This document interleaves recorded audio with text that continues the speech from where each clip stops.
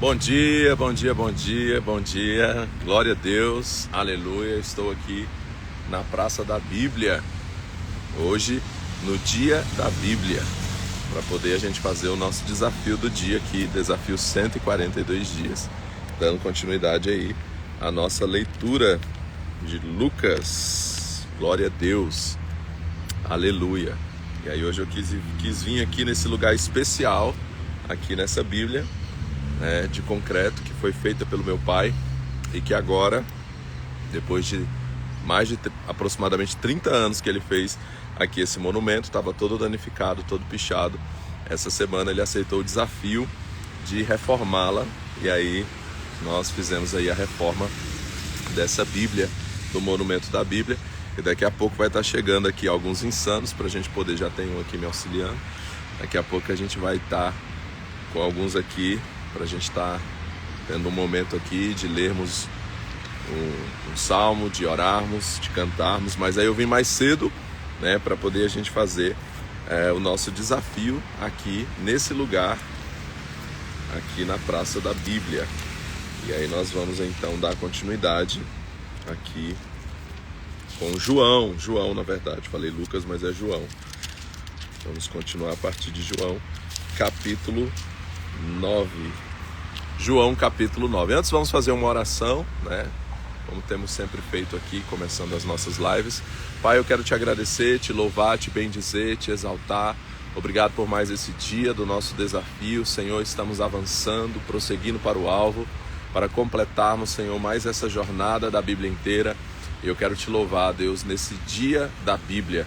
Eu quero te louvar pela Tua Palavra, quero te agradecer pela Tua Palavra, por termos acesso à Tua Palavra, por podermos, Senhor Deus, carregá-la, podermos lê-la, podermos divulgá-la, Senhor Deus.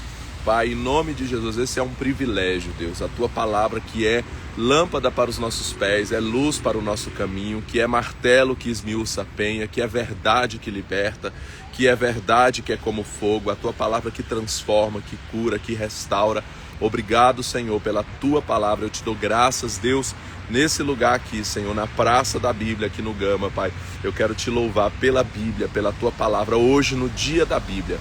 Obrigado, que possamos amá-la cada vez mais, que possamos nos apaixonar cada vez mais pela Tua Palavra, que possamos, Senhor Deus, não aceitar passar um dia sequer sem a Bíblia, Pai. Que nosso lema seja esse de nenhum dia do ano sem Bíblia.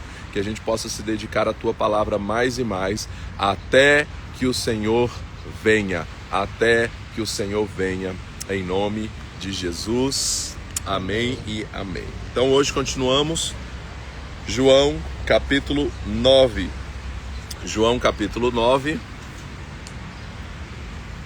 vamos lá.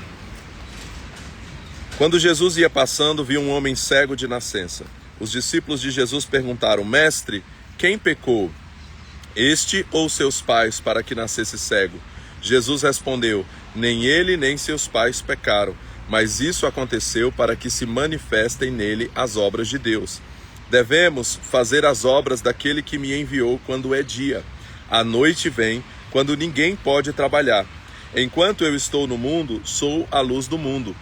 Tendo dito isso, cuspiu na terra, fez lodo com a saliva, aplicou-o aos olhos do cego e disse: Vai, lava-te no tanque de Siloé, que significa o enviado. O cego foi, lavou-se e voltou vendo. Então os vizinhos e os que dantes o tinham visto a mendigar perguntavam: Não é este o que estava assentado pedindo esmolas? Alguns diziam que era ele, outros diziam: Parece-se com ele, mas ele mesmo insistia: Sou eu.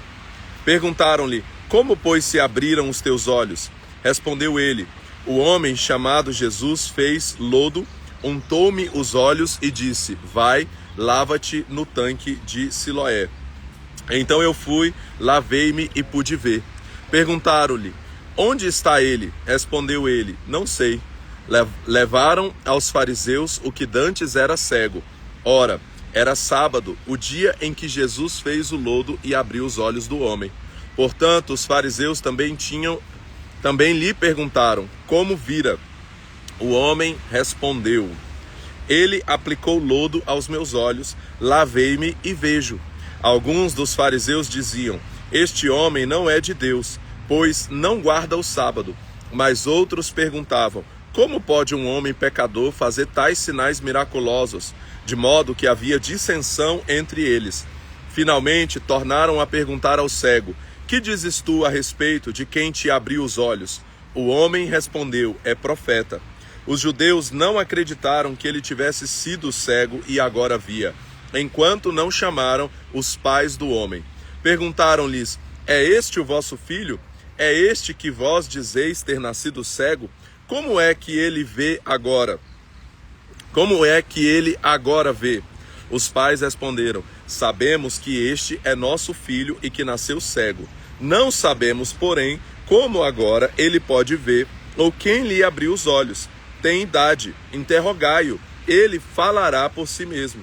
Os seus pais disseram isso porque temiam os judeus, pois já os judeus tinham resolvido que quem confessasse que Jesus era o Cristo seria expulso da sinagoga. Foi por isso que os pais disseram: tem idade, interrogai-o. Chamaram pela segunda vez o homem que tinha sido cego e disseram-lhe: dá glória a Deus. Sabemos que esse homem é pecador. Respondeu ele: se é pecador, não sei. Uma coisa sei, eu era cego e agora vejo. Então lhe perguntaram: que te fez ele? Como te abriu os olhos? Respondeu ele: já vos disse e não ouvistes? Já vos disse e não ouvistes, para que quereis ouvir de novo. Quereis fazer-vos também seus discípulos? Então o insultaram e disseram: discípulo dele seja tu. Nós somos discípulos de Moisés. Sabemos que Deus falou a Moisés, mas este nem mesmo sabemos de onde é. O homem respondeu: ora, isso é espantoso. Vós não sabeis de onde ele é, contudo ele me abriu os olhos. Nós sabemos que Deus não ouve pecadores. Ele ouve o homem que é temente a Deus e faz a sua vontade. Jamais se ouviu dizer que alguém tenha aberto os olhos a um cego de nascença. Se este não fosse de Deus, nada poderia fazer. Disseram eles: tu és nascido todo em pecados. Como ousa nos ensinar? E o expulsaram. Jesus ouviu que o tinham expulsado, e quando o encontrou, perguntou: crês tu no Filho do Homem? Perguntou o homem: quem é ele, Senhor, para que eu nele creia? Jesus disse: tu já o viste, e é aquele que fala contigo.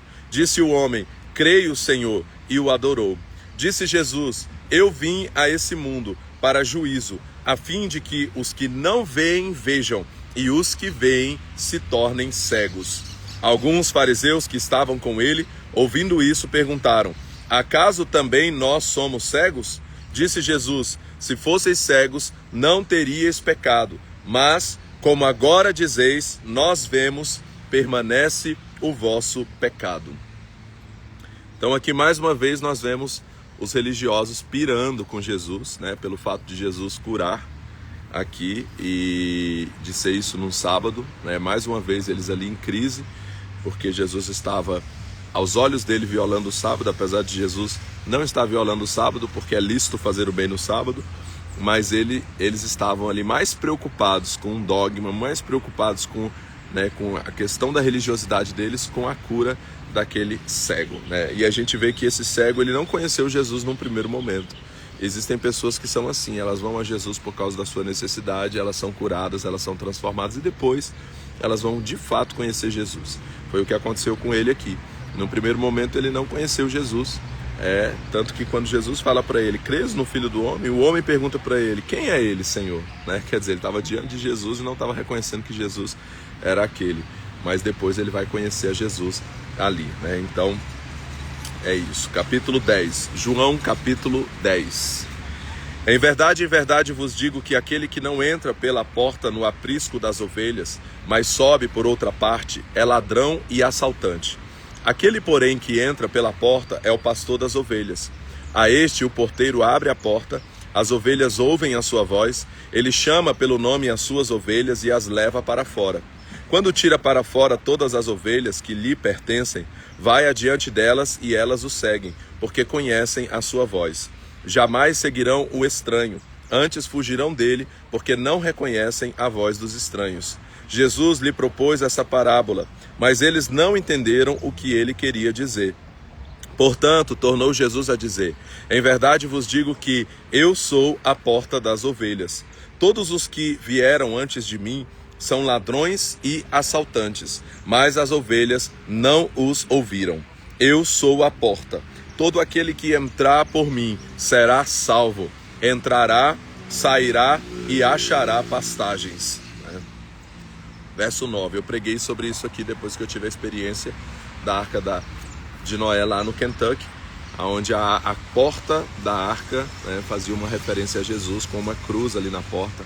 E aí eu preguei com uma porta, com uma cruz lá na igreja, a mensagem A Porta, falando sobre isso. Jesus é a porta.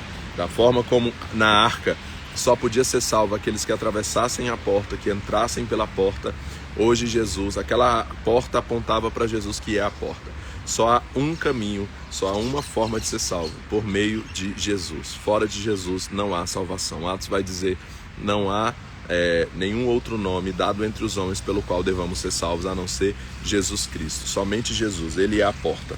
Verso 10. O ladrão só vem para roubar, matar e destruir. Eu vim para que tenham vida e a tenham em abundância. Eu sou o bom pastor. O bom pastor dá a sua vida pelas ovelhas. O mercenário a quem não pertencem as ovelhas não é o pastor. De modo que quando vê vir o lobo, deixa as ovelhas e foge. Então o lobo ataca o rebanho e dispersa as ovelhas. O mercenário foge porque é mercenário e não tem cuidado com as ovelhas. Eu sou o bom pastor. Eu conheço as minhas ovelhas e as minhas ovelhas me conhecem. Assim como o Pai me conhece, também eu conheço o Pai e dou a minha vida pelas ovelhas. Ainda tenho outras ovelhas que não são deste aprisco. A mim me convém agregá-las também. Elas também ouvirão a minha voz e haverá um só rebanho e um só pastor. Haverá um só rebanho e um só pastor. Jesus é o pastor. É o que, Jota? Ah, tá. Capítulo 10 de João. Estamos no capítulo 10 de João. O auxiliar aqui. Hoje eu tenho auxiliar aqui na minha live. Capítulo 10 de João. Então, ele é o pastor, né? Eu sou o bom pastor, conheço as minhas ovelhas, as minhas ovelhas me conhecem. Peraí, onde eu parei? Vamos voltar para o 11 aqui, 10, 11. Eu sou o bom pastor dá a sua vida pelas ovelhas. O mercenário, a quem não pertencem as ovelhas, não é o pastor. De modo que quando vê vir o lobo, deixa as ovelhas e foge. Então o lobo ataca o rebanho e dispersa as ovelhas. O mercenário foge porque é mercenário e não tem cuidado com as ovelhas. Eu sou o bom pastor. Eu conheço as minhas ovelhas e as minhas ovelhas me conhecem. Assim como o Pai me conhece, também eu conheço o Pai e dou a minha vida pelas ovelhas. Ainda tenho outras ovelhas que não são deste aprisco. A mim me convém agregá-las também. Elas também ouvirão a minha voz e haverá um só rebanho e só um pastor. Por isso o Pai me ama, porque dou a minha vida porque dou a minha vida para tornar a tomá-la. 17, repetindo. Por isso o Pai me ama, porque dou a minha vida para tornar a tomá-la. Ninguém a tira de mim, mas eu espontaneamente a dou. Eu tenho autoridade para dá-la e para tornar a tomá-la. Este mandato recebi de meu Pai. Então, quando Jesus fala aqui que ele tem outras ovelhas, ele estava falando isso para os judeus. Porque no primeiro momento ele vem para os judeus, mas ele está dizendo, mas eu tenho outras ovelhas. Quem são as outras ovelhas? Somos nós, aqueles que não éramos judeus, que eram chamados de gentios, que não estavam inclusos e que em Jesus então são inclusos, porque a todos que o receberam deu-lhes o poder de serem feitos filhos de Deus, mesmo aqueles que não são judeus passam a ser então judeus pela fé, Israel de Deus. Então ele está falando sobre essa parte do rebanho que seria ainda acrescentada e que graças a Deus por isso, porque isso nos inclui. Verso 19. Por causa dessas palavras, os judeus se dividiram novamente. Muitos diziam, está possuído por um demônio e está fora de si. Por que o ouvis? Outros, porém, diziam: essas palavras não são de endemoniado, porque pode um demônio abrir os olhos dos cegos? Verso 22. Houve então a festa da dedicação em Jerusalém. Era inverno, e Jesus andava passeando no templo, no pórtico de Salomão. Rodearam-no os judeus e perguntaram: até quando nos manterás em suspenso? Se tu és o Cristo, dize-o abertamente. Jesus respondeu: eu já vos disse, mas não credes. Os milagres que eu faço em nome de meu Pai falam por mim, mas vós não credes, porque não sois das minhas ovelhas. As minhas ovelhas ouvem a minha voz, eu as conheço e elas me seguem. Eu lhes dou a vida eterna, e elas jamais perecerão. Ninguém poderá arrancá-las da minha mão. Verso 28, repetindo: eu lhes dou a vida eterna, e elas jamais perecerão. Ninguém pode arrancá-las da minha mão. Meu Pai, que as deu a mim, é maior do que todos. Ninguém pode arrancá-las da mão dele. Eu e o Pai somos um. De novo, os judeus pegaram em pedras para apedrejá-lo. Mas Jesus lhes disse: tenho-vos mostrado muitos grandes milagres procedentes de meu Pai. Por qual deles me apedrejais? Responderam os judeus: não te apedrejamos por nenhum milagre, mas pela blasfêmia, porque tu, mero homem, te fazes Deus a ti mesmo. Respondeu-lhe Jesus: não está escrito na vossa lei, eu disse, sois deuses? Se ele chamou deuses aquele a quem a palavra de Deus foi dirigida e a escritura não pode ser anulada, que quer dizer daquele a quem o Pai santificou e enviou ao mundo? Então, por que me acusais de blasfêmia? Porque eu disse, sou filho de Deus? Se não faço as obras de meu Pai, não acrediteis em mim. Se, porém, as faço e não credes em mim, credes nas obras, para que possais saber e compreender que o Pai está em mim e eu nele. De novo, procuravam prendê-lo, mas ele lhes escapou das mãos.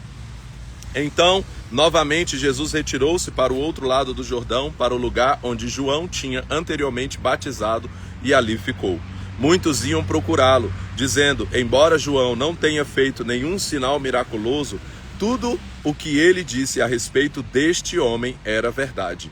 E muitos ali creram. Ali outra chave preciosa aqui, né?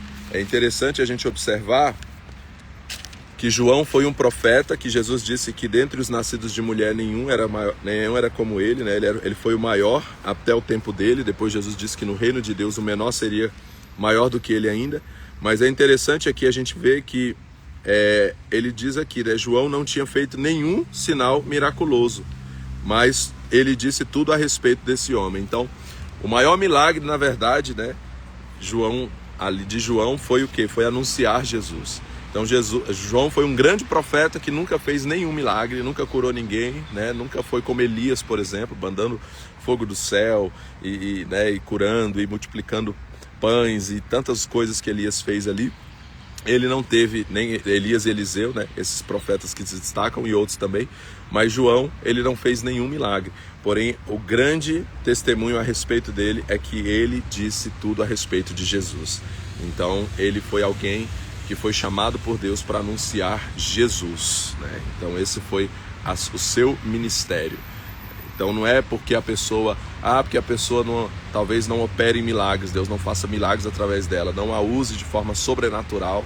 Às vezes a missão dela, o chamado dela é apenas falar de Jesus, é apenas anunciar de Jesus. Então cada um aí tem um chamado, e João nos mostra isso aqui. Capítulo 11, João capítulo 11. Estava enfermo certo Lázaro de Betânia, aldeia de Maria e de sua irmã Marta. Esta Maria, cujo irmão agora estava doente, era a mesma que ungiu o Senhor com bálsamo e lhe enxugou os pés com os cabelos. Mandaram as irmãs de Lázaro dizer a Jesus: Senhor, aquele a quem amas está enfermo. Quando Jesus ouviu isso, disse: esta enfermidade não acabará em morte, mas é para a glória de Deus, para que o Filho de Deus seja por ela glorificado. Jesus amava Marta, a irmã dela, e Lázaro. Quando, porém, ouviu que Lázaro adoecera, ficou ainda 2 dias no lugar onde estava. Depois disse aos seus discípulos: voltemos para a Judéia. Disseram os discípulos: Mestre, recentemente os judeus procuravam apedrejar-te, e voltas para lá? Jesus respondeu: não há 12 horas no dia? Se alguém andar de dia, não tropeça, pois vê a luz deste mundo. É quando anda de noite que tropeça, pois não tem luz. Disse isso e continuou: nosso amigo Lázaro dorme, mas vou despertá-lo. Responderam os discípulos: Senhor, se dorme, melhorará. Eu quero aqui só comentar, antes de prosseguir, essa fala de Jesus aqui, né? O dia tem 12 horas, se alguém andar de dia não tropeça, pois vê a luz deste mundo. E quando anda de noite que tropeça, pois não tem luz, né? E aí no contexto deles, então, a luz era algo escassa, e por isso realmente eles evitavam, inclusive, de andar à noite, quando não tinha essa iluminação, né? E aí o que Jesus está querendo dizer com isso aqui? Que eu entendo, né? Eu entendo que ele não está falando de propósito.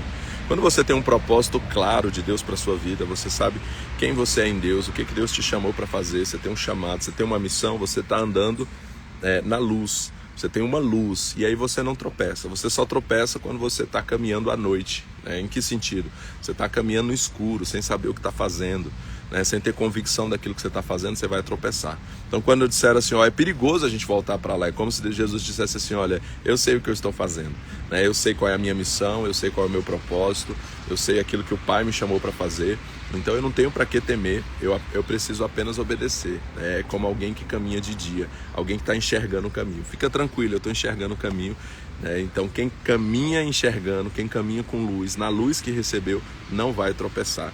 Então eu entendo que Jesus estava falando sobre isso aqui, né? Entendi isso aqui agora, né, nesse texto. Eu nunca tinha entendido esse texto dessa forma como eu entendi agora aquilo que Jesus falou nesse contexto para eles, né? Então veio muito claro para mim aqui a respeito de propósito. Jesus tinha certeza e convicção do propósito dele, era como alguém que caminha de dia e por isso não tropeça. Agora aquele que caminha à noite, que não sabe aonde está indo, o que está fazendo, não tem convicção do chamado, do propósito, é como alguém que está caminhando à noite sem iluminação e acaba tropeçando e acaba se machucando porque não tem convicção, né? Não tem luz daquilo que está fazendo. Continuando,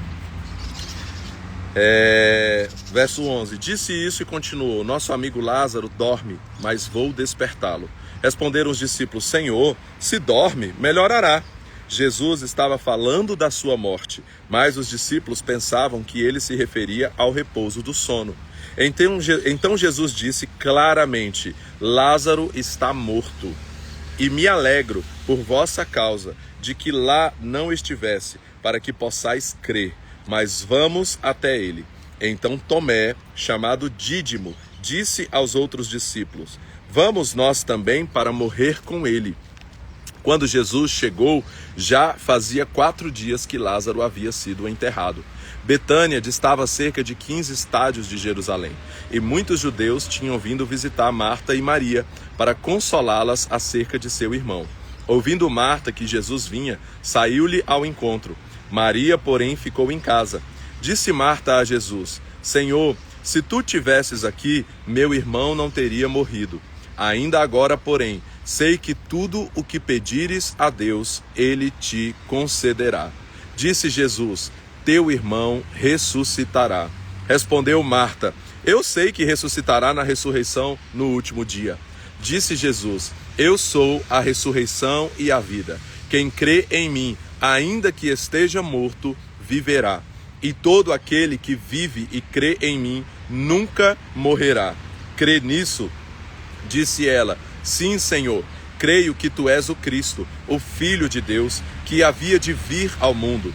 Depois que ela disse isso, voltou e chamou Maria, sua irmã, em particular, dizendo: o Mestre está aqui e te chama. Quando Maria ouviu isso, levantou-se depressa e foi encontrar-se com Jesus. Ora, Jesus ainda não tinha entrado na aldeia, mas estava no lugar onde Marta o encontrara. Quando os judeus que estavam com Maria em casa e a consolavam, perceberam quão rapidamente ela se levantara e saíra, seguiram-na, supondo que ia ao túmulo para chorar ali. Quando Maria chegou ao lugar onde Jesus estava e o viu, caiu-lhe aos pés, dizendo: Senhor, se tu estivesses aqui, meu irmão não teria morrido. Jesus, vendo-a chorar e também chorando os judeus que com ela vinha, comoveu-se profundamente em espírito e perturbou-se. Perguntou ele: onde o puseste? Responderam: Senhor, vem e vê. Jesus chorou. João 11:35 é considerado o menor versículo da Bíblia. Jesus chorou, né? Esse foi um versículo que eu decorei na minha infância, afinal ele não é muito grande. João 11:35. Jesus chorou. Nós lemos o maior versículo da Bíblia, que fica lá em Esther capítulo 8, verso 9, é o maior versículo da Bíblia, e nós lemos agora o menor versículo da Bíblia. Aqui na Praça da Bíblia, no dia da Bíblia, nós estamos lendo o menor versículo da Bíblia. João, capítulo 11, verso 35, Jesus chorou. Verso 36, então disseram os judeus: vede como o amava. Alguns, porém, disseram: não podia ele, que abriu os olhos ao cego, fazer também que este não morresse? Jesus, comovendo-se profundamente outra vez, dirigiu-se ao sepulcro. Era uma gruta, com uma pedra posta sobre ela. Disse Jesus: tirai a pedra. Disse Marta, irmã do morto: Senhor, já cheira mal, pois é o 4º dia. Então Jesus lhe disse: não te disse que se creres verás a glória de Deus? Se creres verás a glória de Deus. Tiraram então a pedra, e Jesus, levantando os olhos para o céu, disse: Pai, graças te dou porque me ouviste. Eu sei que sempre me ouves, mas eu disse isso por causa da multidão que me rodeia, para que creiam que tu me enviaste. Tendo dito isto, Jesus clamou em alta voz: Lázaro, vem para fora. O morto saiu, tendo as mãos e os pés enfaixados e o rosto envolto num lenço. Disse Jesus: desatai-o e deixai-o ir. E aqui nós vemos também algumas chaves, porque o milagre, existe uma parte do milagre que é a gente que faz. E aí eu lembro do texto que eu gosto tanto de Provérbios 21:31. Prepara-se o cavalo para o dia da batalha, mas o Senhor é quem dá a vitória. Existe uma parte do milagre que é nossa. E aqui Jesus ressuscita, é a parte mais difícil. Mas tirar a pedra, desatar o morto, o ex-morto, é papel deles. Então existe uma parte antes e depois do milagre. Antes é tirar a pedra, depois é desatar o Lázaro.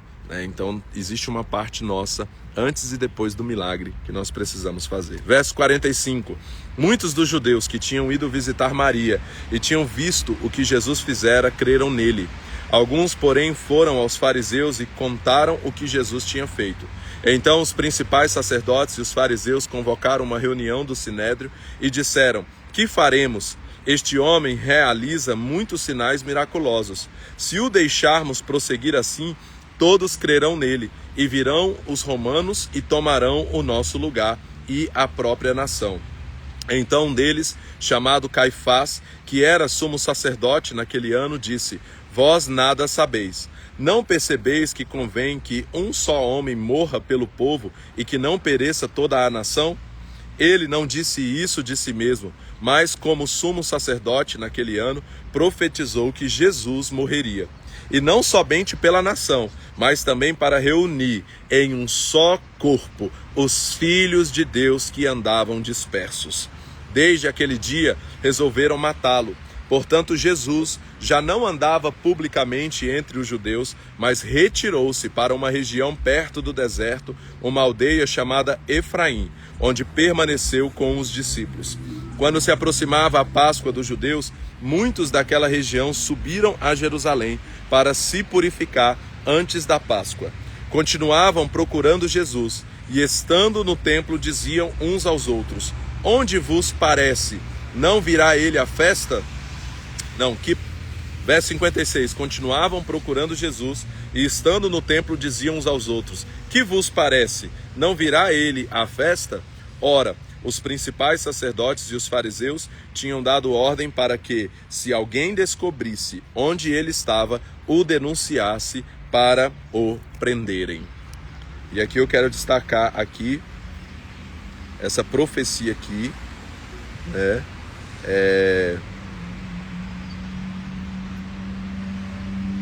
o sumo sacerdote Caifás profetizou, e ele falou, né? Profetizou que Jesus morreria, e que não somente pela nação, mas também para reunir em um só corpo os filhos de Deus que andavam dispersos. Então, como eu falei, né? A morte de Jesus não foi só para Israel, mas foi para todos aqueles que estavam dispersos e que seriam incluídos nesse um só corpo. Jesus só tem um corpo. A igreja é um só corpo, é o corpo de Cristo. A igreja, né? A igreja, não uma igreja, uma denominação. A igreja do Senhor. E a igreja do Senhor é todo aquele que foi salvo por Jesus, faz parte desse corpo. João capítulo 12. Vamos lá. 6 dias antes da Páscoa, Jesus chegou a Betânia, onde vivia Lázaro, a quem ele ressuscitara dentre os mortos. Ofereceram-lhe ali um jantar. Marta servia e Lázaro estava entre os que se reclinavam à mesa com ele. Então Maria tomou uma libra de um nardo puro, um perfume muito caro, ungiu os pés de Jesus e os enxugou com seus cabelos, e toda a casa se encheu com a fragrância do perfume. Contudo, um dos discípulos, Judas Iscariotes, que mais tarde o trairia, objetou: por que não se vendeu esse perfume por 300 denários e não se deu aos pobres? Ele disse isso não pelo cuidado que tivesse com os pobres, mas porque era ladrão, tendo a bolsa de dinheiro, tirava o que nela se lançava. Respondeu Jesus: deixai-a, ela guardou este perfume para o dia do meu enterro, pois vós sempre tereis os pobres convosco, mas a mim nem sempre tereis. Uma grande multidão, sabendo que ele estava ali, veio não só por causa de Jesus, mas também para ver Lázaro, a quem ele ressuscitara dos mortos. Os principais sacerdotes decidiram então matar também a Lázaro, pois por causa dele muitos dos judeus iam ter com Jesus e criam nele. No dia seguinte, a grande multidão que viera à festa ouviu que Jesus estava a caminho de Jerusalém. Tomaram ramos de palmeiras e saíram ao seu encontro gritando: Hosana, bendito é aquele que vem em nome do Senhor. Bendito é o Rei de Israel. Jesus encontrou um jumentinho e montou nele, como está escrito: não temas, ó filha de Sião. Vê, o teu rei vem, montado num filho de jumenta. A princípio, seus discípulos não entenderam tudo isso. Só depois que Jesus foi glorificado é que se lembraram de que essas coisas estavam escritas a respeito dele e que lhe foram feitas. Ora, a multidão que estivera com ele quando chamara a Lázaro do túmulo e o levantara dos mortos, continuou a espalhar a notícia. Por isso, a multidão lhe saiu ao encontro. Porque tinham ouvido que ele fizera este sinal miraculoso. Os fariseus então disseram entre si: vede, nada conseguimos, todo o mundo vai após ele. Ora, havia alguns gregos entre os que tinham subido para adorar no dia da festa. Dirigiram-se a Filipe, que era de Betsaida da Galileia, e lhe rogaram: Senhor, gostaríamos de ver Jesus. Filipe foi dizê-lo a André, e André e Filipe o disseram a Jesus. Jesus respondeu: é chegada a hora em que o Filho do Homem será glorificado. Em verdade vos digo que, se o grão de trigo caindo na terra não morrer, fica só, mas se morrer, produz muito fruto. Quem ama a sua vida a perderá, mas quem odeia a sua vida neste mundo a guardará para a vida eterna. Aquele que me serve deve seguir-me, e onde eu estiver, ali estará também o meu servo. E se alguém me servir, meu Pai o honrará. Agora o meu coração está angustiado. E que direi? Pai, salva-me desta hora? Mas foi precisamente para esta hora que eu vim. Pai, glorifica o teu nome. Então veio uma voz do céu: já o glorifiquei, e outra vez o glorificarei. A multidão que estava ali e ouviu a voz dizia que era um trovão. Outros diziam: um anjo lhe falou. Disse Jesus: não veio esta voz por causa de mim, mas por causa de vós. Agora é o tempo do juízo deste mundo. Agora será expulso o príncipe deste mundo. Eu, porém, quando for levantado da terra, atrairei todos a mim. Ele dizia isso para mostrar o tipo de morte pelo qual morreria. A multidão respondeu: nós temos ouvido da lei que o Cristo permanecerá para sempre. Como dizes tu que convém que o Filho do Homem seja levantado? Quem é esse Filho do Homem? Então Jesus lhes disse: a luz ainda está convosco por um pouco. Andai enquanto tendes luz, para que as trevas não vos apanhem. Quem anda nas trevas não sabe onde vai. Enquanto tendes a luz, crede na luz, para que sejais filhos da luz. Terminando de dizer essas coisas, Jesus se retirou e ocultou-se deles. Apesar de ter realizado todos esses sinais miraculosos na presença deles, ainda não criam nele, para que se cumprisse a palavra do profeta Isaías: Senhor, quem creu na nossa pregação e a quem foi revelado o braço do Senhor? Por isso não podiam crer, porque como Isaías diz em outra passagem, cegou-lhe os olhos e endureceu-lhes o coração, a fim de que não vejam com os olhos, nem compreendam com o coração, e se convertam e eu os cure. Isaías disse isso porque viu a glória de Jesus e falou a seu respeito. Contudo, muitos dentre as autoridades creram nele, mas por causa dos fariseus não confessavam a sua fé, pois tinham medo de ser expulsos da sinagoga, pois amavam mais a glória dos homens do que a glória de Deus. Então Jesus clamou: quem crê em mim, crê não somente em mim, mas também naquele que me enviou. Quem me vê, vê aquele que me enviou.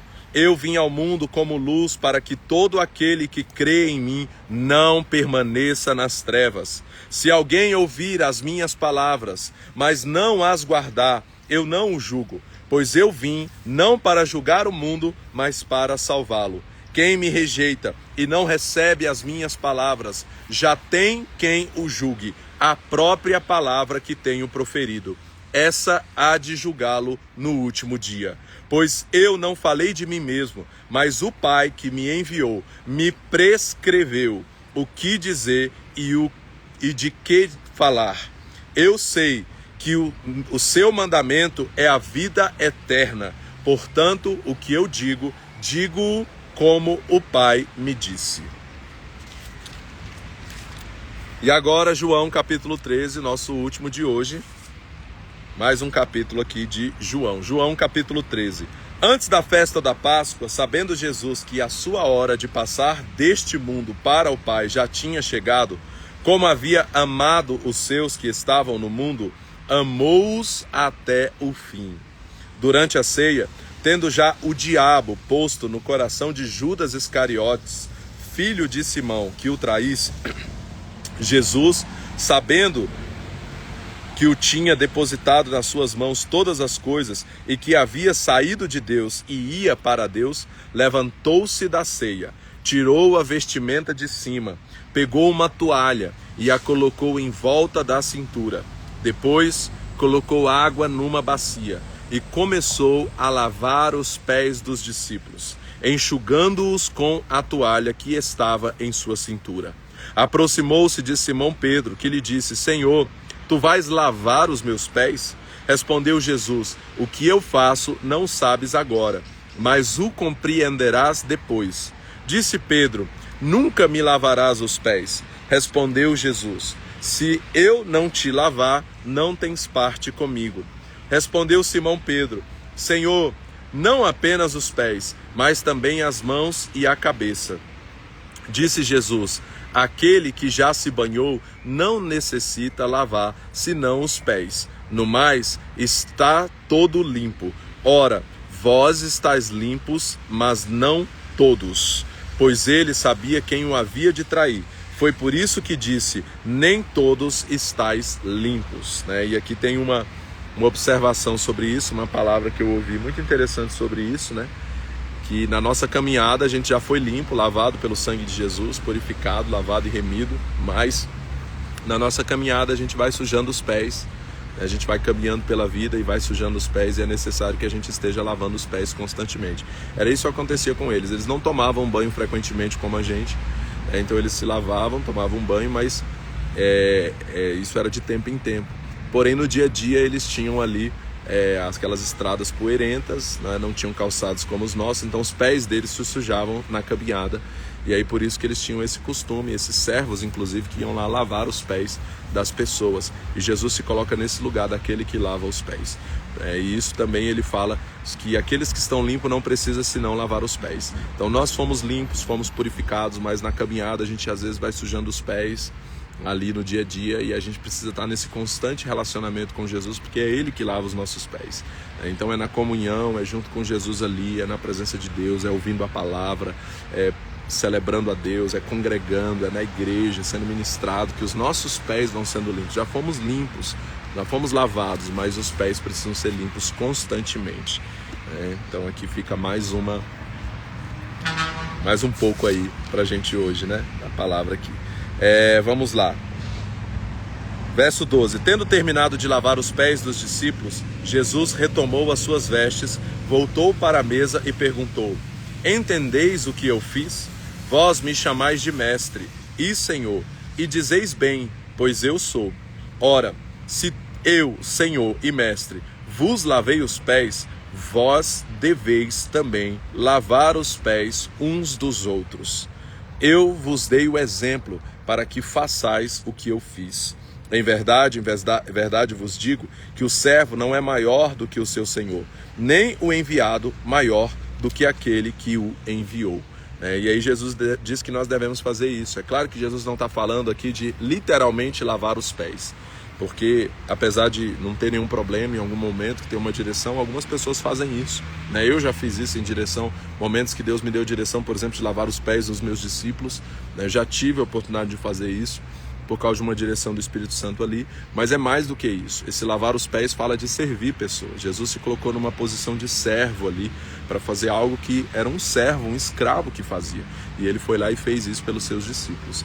Então ele está dizendo que nós devemos lavar os pés uns dos outros, ou seja, nós devemos nos colocar em posições às vezes inferiores para servir pessoas por amor a essas pessoas, como ele assim o fez. Em verdade vos digo, verso 16, que o servo não é maior do que o seu senhor, nem o enviado maior do que aquele que o enviou.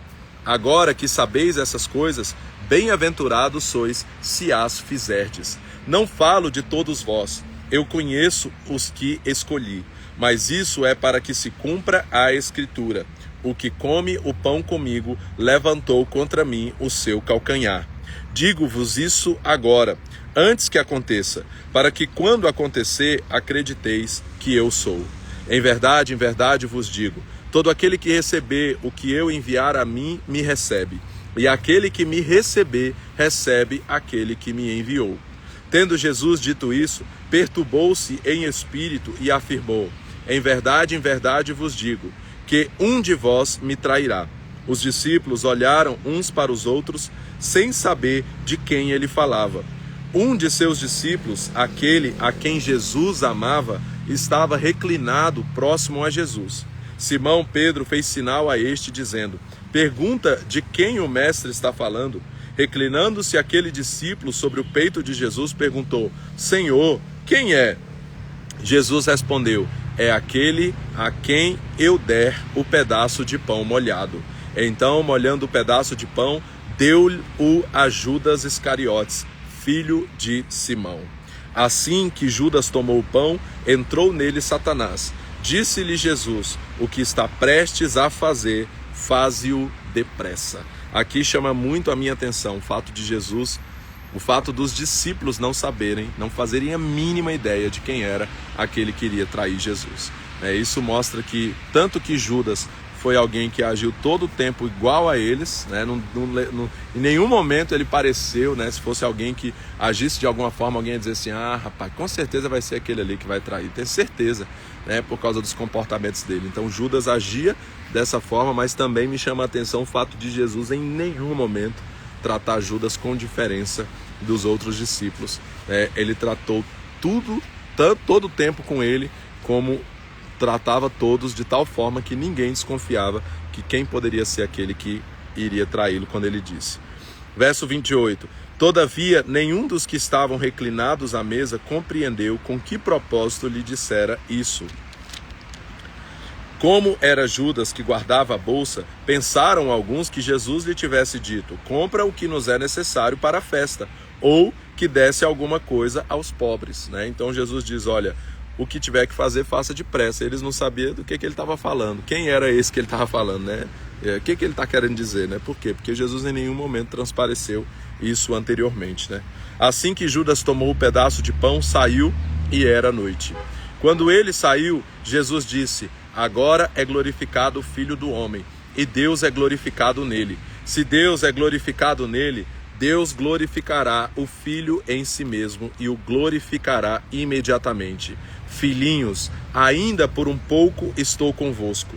Vós me buscareis, e o que eu disse aos judeus, eu o digo a vós também agora. Para onde eu vou, vós não podeis ir. Novo mandamento vos dou: amai-vos uns aos outros, como eu vos amei. Assim também deveis amar uns aos outros.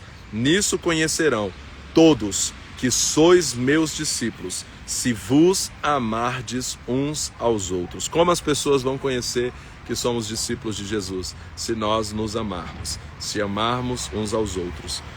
E é interessante que ele fala um novo mandamento, ele não está destruindo os outros mandamentos. Não é um mandamento aqui que contradiz os outros, não, porque o desejo de Deus desde a Torá, desde o princípio, sempre foi esse, que a gente amasse as pessoas, né? Amai a Deus sobre todas as coisas e o teu próximo como a ti mesmo. Isso está desde a Torá, o Senhor tinha esse desejo que fosse o amor. Jesus está apenas agora, ele está dizendo assim, ó, o novo mandamento é o seguinte, eu estou atualizando o mandamento em que sentido aqui? Eu não estou desfazendo o que foi dito, não, eu estou dizendo para você o seguinte: eu vim cumprir o mandamento e vocês agora precisam fazer como eu faço. Agora eu dei um modelo vivo aqui na terra para vocês, de como vocês devem amar, e vocês devem fazer dessa forma. Quando ele diz assim, ó, amai uns aos outros como eu vos ameis, assim também deveis amar uns aos outros. Então antes era um mandamento, né? Era algo que o Senhor entregou e que talvez alguém poderia dizer assim, é difícil demais, né? Para Deus é fácil falar, né? Para a gente que é humano é muito difícil amar. E aí Jesus vem como um homem para dizer: amem como eu também amei. Quer dizer, eu estou aqui dando o exemplo e sendo esse modelo para vocês. E aí, verso 36. Perguntou-lhe Simão Pedro: Senhor, para onde vais? Respondeu Jesus: para onde eu vou, não pode seguir-me agora. Não pode seguir-me agora. Repetindo: para onde eu vou, não pode seguir-me agora. Mais tarde, porém, me seguirás. Pedro perguntou: Senhor, por que não posso seguir-te agora? Por ti darei a minha vida. Jesus respondeu: tu darás a tua vida por mim? Em verdade te digo, que de modo algum cantará o galo antes que me negues 3 vezes. Então quando Pedro diz ali, olha, eu vou com você até a morte, Jesus falou assim, antes do galo cantar, você vai me negar 3 vezes. Mais uma vez, a gente viu isso nos outros evangelhos, mais uma vez a gente vê aqui esse episódio. Então hoje nós lemos até aqui capítulo 13 de João, completamos hoje a leitura aqui nesse lugar, na Praça da Bíblia, aqui no Gama, diante desse monumento aqui da Bíblia, que o meu pai teve a oportunidade de fazer há cerca de 30 anos atrás e que agora, essa semana, reformou, deu uma renovada nele aqui para hoje, no dia da Bíblia. Aceitou o desafio e completou, e daqui a pouco eu vou gravar um vídeo mostrando como ficou a Bíblia, como ficou esse trabalho, o resultado desse trabalho aí, e aí vou estar postando aí hoje, mais tarde, para vocês. Lembrando que hoje também, no dia da Bíblia, nós vamos abrir as inscrições para o Desafio 42 Dias, edição especial de 15 anos. Então hoje nós temos a abertura das inscrições para o Desafio 42 Dias, edição especial de 15 anos. Vamos completar a leitura da Bíblia toda que estamos lendo aqui no Desafio 142 Dias até o dia 27 de dezembro, e no dia 1º de janeiro nós começamos aí com a leitura da Bíblia toda em 42 dias, onde nós vamos ter encontros online todos os dias também, só que será um pouquinho mais cedo, às 4h42 da manhã.